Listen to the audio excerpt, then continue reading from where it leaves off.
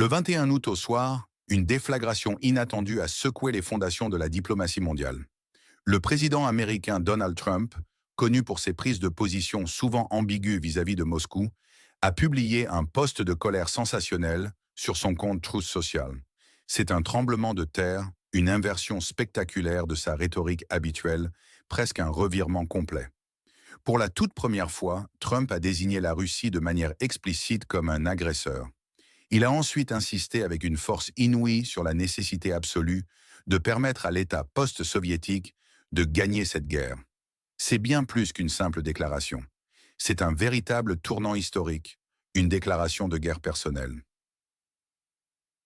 Qu'est-ce qui, concrètement, a pu provoquer une telle explosion de rage, une telle fureur? L'analyse est cinglante, un ego blessé, une trahison insupportable, un sentiment d'humiliation profonde. Le monde entier retient désormais son souffle, anticipant les conséquences. Que signifie ce changement radical? Question à vous. Où nous regardez-vous en ce moment? Écrivez la ville et le pays. Ce poste incendiaire, aux allures d'ultimatum, est apparu juste après une attaque massive lancée par la Russie. Pas moins de 614 moyens de frappe ont été déployés. Sur ce nombre impressionnant, 95% ont été abattus par les défenses du voisin occidental de la Russie. Une performance militaire remarquable, certes, mais un détail crucial a choqué. Une entreprise américaine qui fabrique des machines à café et est installée en Transcarpathie a été directement touchée. Un coup direct, une provocation calculée, un message à Washington. L'impact n'est pas seulement matériel, il est aussi symbolique. Mais selon les experts, le vrai déclencheur de cette fureur trumpienne remonte plus loin, bien plus loin que cette attaque récente. Une rencontre secrète en Alaska. Une réunion prétendument humiliante pour Donald Trump. C'est là que Poutine l'aurait piégé. Des promesses faites à huis clos, puis brisées publiquement. Des moqueries non dissimulées. Sergueï Lavrov, le ministre russe des Affaires étrangères, et Dmitri Medvedev, le vice-président du Conseil de sécurité russe, ont raillé ouvertement les initiatives de paix proposées par Trump pour l'État post-soviétique. Ils l'ont tourné en dérision. Ils ont humilié l'ancien président américain devant le monde entier. Imaginez la scène. Un garçon déshabillé jusqu'à la corde par un voyou dans une ruelle sombre. Son humiliation filmée, puis diffusée pour que chacun puisse la voir. Voilà comment Donald Trump se serait senti. Son orgueil blessé, son amour-propre bafoué. Ce n'est plus un simple sentiment, c'est une force dévastatrice, une force nucléaire, une blessure narcissique qui redéfinit toute sa politique. Question à vous. Marquez-vous dans les commentaires. De quelle ville, pays, vous nous regardez actuellement? Alors, pourquoi ce revirement spectaculaire de Donald Trump compte-t-il? Et pourquoi maintenant? C'est une menace directe, existentielle, pour Vladimir Poutine et son régime. C'est simultanément une chance inouïe, historique, pour l'État post-soviétique d'enfin inverser le cours de la guerre. La rhétorique de Trump, autrefois conciliante, change du tout au tout. Le message délivré par l'ancien président est d'une clarté glaçante pour Moscou. Il est presque impossible de gagner une guerre sans frapper le territoire de l'agresseur. Il a répété ces mots. Il a martelé ce point. Il a même utilisé une analogie sportive, simple mais percutante, pour expliquer une stratégie. Militaire complexe. C'est comme si une équipe dans un grand sport avait une défense magnifique, mais n'était pas autorisée à attaquer. Dans une telle situation, la victoire est simplement exclue. Une défense seule ne suffit pas. L'attaque est essentielle. Par cette déclaration, Trump vise frontalement Joe Biden, l'actuel président. Il dénonce avec virulence son micromanagement des fournitures d'armes. Il critique ses lignes rouges arbitraires et paralysantes qui ont entravé toute offensive majeure. Biden est qualifié de corrompu et outrageusement incompétent. Ces politiques, selon Trump, ont empêché le voisin occidental de la Russie de riposter, le condamnant à une défense passive. Cette guerre, insiste Trump, n'aurait même pas eu lieu si j'avais été président. Pas la moindre chance. Des temps intéressants nous attendent, a-t-il conclu. Des temps de confrontation intense, de changements radicaux. Mais quels seront les véritables enjeux pour tous les acteurs? Quelles mesures, sanctions uniques changent réellement la situation dans le voisin occidental de la Russie? Soyez précis. Mais quelle est la véritable motivation, la force invisible derrière la fureur actuelle de Donald Trump?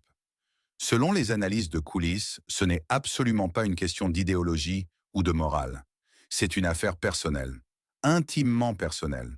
Les révélations, bien que non confirmées par toutes les sources officielles, concernant la rencontre secrète en Alaska, brossent un tableau glaçant de trahison.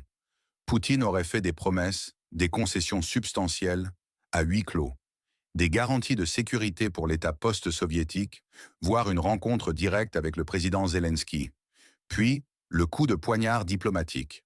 Poutine aurait délibérément laissé ses subordonnés, Lavrov et Medvedev, ridiculiser publiquement Trump et ses initiatives de paix. Un choc narcissique inévitable. Trump, ce leader d'habitude si sûr de lui, comparé à un garçon humilié, cherche désormais une vengeance impitoyable. Sa motivation principale, affirment les experts, est la domination à tout prix. Pas la morale, ni même la simple justice. Il doit prouver au monde entier et à ses rivaux politiques qu'il est plus fort, plus alpha que Joe Biden. Il est obsédé par l'idée de régler la guerre plus rapidement et plus efficacement que quiconque. C'est une guerre, non plus idéologique, mais personnelle. Une vendetta, une croisade individuelle de Trump contre Poutine. Poutine, le traître, le menteur, l'escroc, le dégénéré meurtrier, le porte-valise idiot de Sobchak. Il a gravement sous-estimé la réaction de Trump. Une erreur critique. Une bourde monumentale. Poutine a cru pouvoir manipuler. Au lieu de cela, il a éveillé un monstre de fureur et de détermination. Une vendetta, disons-le. À qui faites-vous confiance sur ce sujet de la politique américaine? Un orateur ou un média? Pour bien saisir l'ampleur de ce revirement, il faut se plonger dans le passé. Historiquement, Donald Trump a toujours maintenu une position, pour le moins, neutre envers la Russie. Il était même perçu par beaucoup comme un admirateur non dissimulé de Vladimir Poutine. Incroyable, n'est-ce pas? Il n'avait par le passé jamais qualifié Moscou d'agresseur. Ce post sur Truth Social marque donc une rupture nette et sans précédent. Une rupture irréversible. La relation implicite entre les deux leaders, jadis teintée de respect mutuel ou d'intérêt partagé, est désormais brisée, irrémédiablement brisée. En parallèle, la politique de Joe Biden concernant le voisin occidental de la Russie est pointée du doigt. Sa stratégie de dosage des armements, de lignes rouges fluctuantes, est dépeinte comme un échec cuisant. Un frein délibéré, selon Trump, à toute possibilité de victoire pour l'État post-soviétique. Les ATACMS, ces missiles de longue portée tant attendus, ont été livrés au compte-gouttes, avec des restrictions drastiques. Une politique de micromanagement qui a, en fin de compte, paralysé toute offensive majeure. Mais la colère de Trump est aussi une stratégie de campagne. Les élections présidentielles américaines approchent à grands pas. Il cherche à se positionner comme le leader incontestablement décisif, le seul capable de mener à la victoire. Son virage marque une escalade potentielle majeure dans le conflit. La perception internationale de la Russie est en train de changer radicalement. Même Trump, l'ancien admirateur, les désigne désormais comme l'agresseur. C'est un symbole fort, un changement de paradigme. Mais jusqu'où cela ira-t-il? Quel événement historique lié à la vengeance personnelle des leaders est sous-estimé par les médias? Nommez-le et expliquez. Alors, qu'est-ce qui nous attend? Les scénarios sont désormais plus clairs que jamais. Le scénario optimal pour le voisin occidental de la Russie et pour Donald Trump lui-même est celui d'une victoire éclatante et rapide. Trump, porté par sa soif de vengeance et son désir de domination, lève absolument toutes les restrictions sur les armes destinées à l'État post-soviétique. Kiev reçoit alors un soutien militaire massif, illimité, sans précédent. Des missiles à longue portée, bien au-delà de ce que l'administration Biden a jamais osé autoriser. Nous parlons de missiles JASSM-ER, capables d'atteindre 1000 km de distance, lancés depuis une flotte d'au moins 50 F-16 ou plus qui seraient livrés. Imaginez la puissance de feu, et ce n'est pas tout. Des missiles Flamingo ukrainiens, une portée stupéfiante de 3000 km, une charge utile dévastatrice de 1200 kg. Ces engins sont en préparation pour une production en série. Ces armes, une fois déployées, permettront des frappes en profondeur sur le territoire russe. Des usines militaires russes, des aérodromes stratégiques, des avions de chasse, des raffineries de pétrole. Tout deviendra une cible légitime. La destruction systématique du complexe militaro-industriel russe pourrait devenir une réalité. Une victoire décisive, écrasante, sous la généralissime de Donald Trump. Poutine, le traître, craindrait-il un tel déploiement de puissance? Absolument. Il tremble déjà. La table est dressée pour une confrontation épique. L'avenir s'écrit maintenant. Question à vous. Vérifions la géographie de l'émission. Ville, pays, et vous pouvez ajouter le drapeau. Les risques pour la Russie sont désormais palpables, immenses, existentiels. La destruction politique de Vladimir Poutine, et potentiellement même sa destruction physique, n'est plus un fantasme de l'opposition. C'est une conséquence plausible et terriblement réelle si Trump pousse sa vengeance jusqu'au bout. Trump ne bluffe jamais quand son ego est en jeu. Ses motivations, bien que profondément personnelles, ont des répercussions mondiales dévastatrices et incontrôlables. Il veut la domination, la revanche, la victoire à tout prix. Joe Biden, quant à lui, risque d'être totalement discrédité sur la scène internationale et nationale. Son image de leader faible, hésitant et incompétent sera cimentée dans les esprits. Les élections américaines pourraient en être irréversiblement bouleversées. Poutine a joué un jeu extrêmement dangereux. Il a manipulé, oui. Il a trahi, oui. Mais il a surtout sous-estimé la fureur glaciale d'un homme comme Donald Trump. Ce fut son erreur critique. Une erreur fatale. Le scénario catastrophe pour la Russie est désormais clairement dessiné. L'État post-soviétique, armé jusqu'aux dents par un Trump en mode vengeur, ne se contente plus de défendre ses frontières. Il frappe en retour, en profondeur. Il détruit les infrastructures militaires russes, affaiblit Poutine à un point tel qu'il est renversé, que son régime s'effondre. Ce n'est plus de la pure spéculation. C'est un futur possible, un futur imminent, catalysé par une seule et unique publication sur Truth Social. La guerre des égos, l'affrontement narcissique, se transforme en une guerre totale, impitoyable. Les dés sont jetés. Le ton de notre analyse est clair et sans équivoque. Il est empreint d'une colère froide, d'une détermination de fer, d'une soif de vengeance insatiable. Le présentateur utilise un langage incisif, direct, pour exprimer cette fureur qui anime Trump, cette indignation face à l'humiliation subie. Il y a un sentiment palpable d'urgence, un sentiment de tournant historique majeur. L'excitation est presque tangible à l'idée d'une victoire imminente pour le voisin occidental de la Russie et d'une punition exemplaire, voire impitoyable, pour Vladimir Poutine. Le récit que nous construisons est solidement bâti sur les thèmes de l'humiliation, de la trahison et de la soif de justice, ou plus précisément de domination. La polarisation est poussée à l'extrême. Trump est le héros vengeur, le champion de la victoire. Poutine est le méchant absolu, le dégénéré meurtrier, l'escroc qui doit payer. Biden, lui, est relégué au rôle de l'incompétent, du faible qui a tout entravé. C'est un appel délibéré aux émotions les plus primaires. La peur, la fierté, l'indignation, l'espoir. Les motifs des acteurs sont simplifiés à l'extrême. L'ego de Trump est le moteur unique de toute cette machinerie géopolitique. C'est un récit puissant, percutant. Poutine est diabolisé sans retenue. Il mérite, semble-t-il, ce qui lui arrive. Les conséquences sont exagérées, certes. La destruction politique, voire physique, de Poutine. La destruction systématique de l'industrie militaire russe. Ce sont des prévisions maximalistes. Mais elles captivent l'imagination. Elles créent un drame intense, une épopée. La guerre personnelle de Trump contre Poutine. Une véritable vendetta, dont l'issue déterminera l'avenir de millions de personnes. Les chiffres, ces témoins muets et implacables, ne mentent pas. Le 21 août, 614 moyens de frappe lancés par la Russie. 95% de ces projectiles abattus par les défenses aériennes du voisin occidental de la Russie.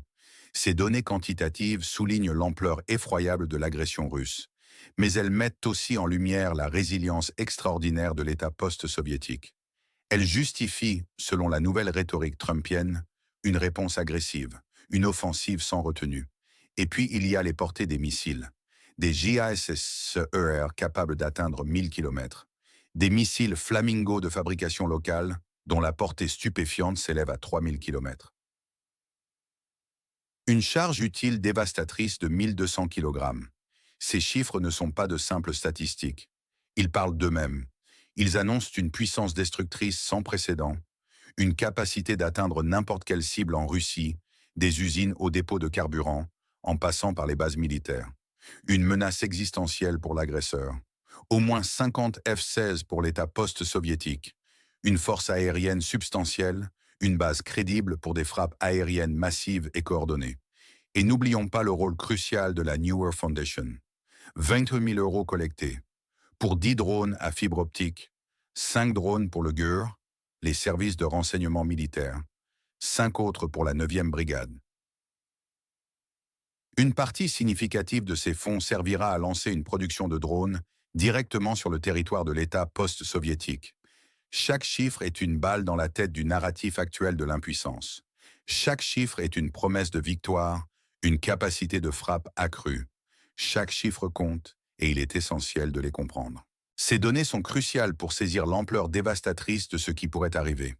Elles démontrent que le changement de stratégie n'est pas qu'une question de rhétorique ou de mots. Il est tangible, il est mortel. La question brûlante, l'énigme cruciale, demeure suspendue dans l'air lourd de tension. Vladimir Poutine peut-il encore, une fois de plus, manipuler Donald Trump? Peut-il, d'une manière ou d'une autre, désamorcer cette colère sans précédent, cette fureur vengeresse qu'il a lui-même allumée? Ou a-t-il commis une erreur fatale, réveillant un adversaire bien plus dangereux, bien plus imprévisible que tout ce qu'il pouvait imaginer? Les semaines et les mois à venir seront absolument décisifs.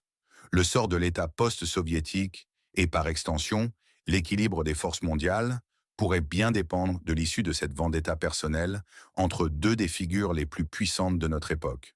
La diplomatie, telle que nous la connaissions, semble être morte. La vengeance, elle, est en marche, irrésistible. C'est la nouvelle réalité, brute et implacable. Où se trouve la ligne rouge entre la colère de Trump et la provocation de Poutine? Une phrase. Votre opinion, vos réflexions, vos analyses comptent plus que jamais. Partagez ce que vous en pensez, vos pronostics, vos craintes et vos espoirs dans les commentaires ci-dessous. Nous lisons attentivement chacun de vos messages.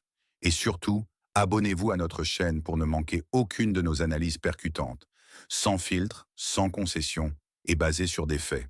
C'est votre rempart contre la désinformation. Activez la cloche des notifications pour rester informé des derniers rebondissements géopolitiques en temps réel. Partagez cette vidéo avec vos amis, votre famille, vos collègues. Si vous pensez que cette information est vitale pour comprendre l'avenir de la géopolitique, votre soutien, votre engagement sont essentiels pour nous permettre de continuer à vous apporter ces éclairages cruciaux. Ensemble, décryptons le monde.